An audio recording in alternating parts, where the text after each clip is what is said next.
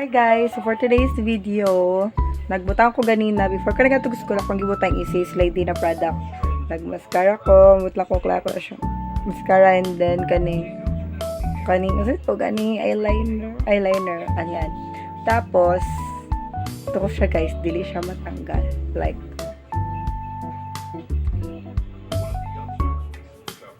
oh. Are pa.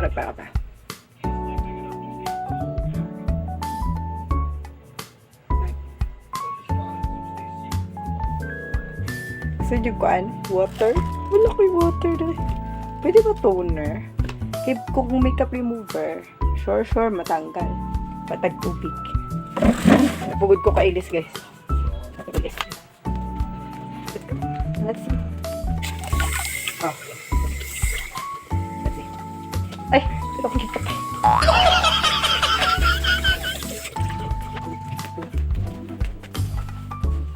Okay.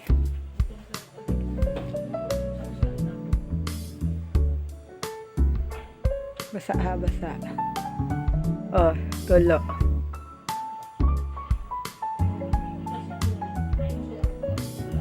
Wow!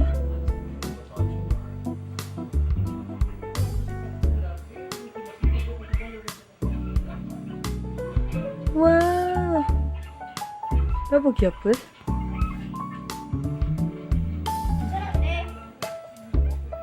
Ay, na-erect yung eyeliner, guys. Pero ang mascara, guys, wala dyan siya, guys. By the way, guys, pagkaugma, wala gyapon na siya natanggal. Kaya tulog na ako ang mascara. Nindot. Very good sa mga mata na hilakon. I'm so happy. Thank you, Sayus Lady. Ano ko gigamit, guys? Wait. Tapos nasayunan lang ko nga mag ano, guys, kay stamp lang siya. Kaya kani siya stamp, kani. Yan. Stamp. Waterproof siya, pero medyo natanggal siya, diba yun? Tapos, kaning mascara na lasting mascara. Waterproof.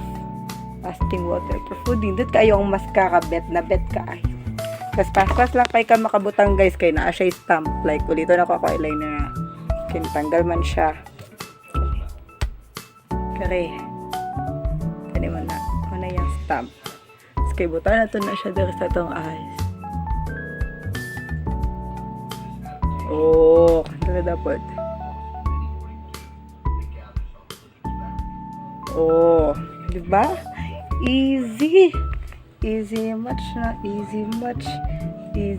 ang saka na. Dili lang galing ko kabalo jud mag-eyeliner daw. Kaya if inganion ako siya, oh. Tama na jud, dili na jud ko kabaloan na, okay na siya. Tapos dili na siya dayon makuan, guys. So, it's very good. The mascara is still on, and then dili siya smudge. Dili siya smudge proof, waterproof, and then go!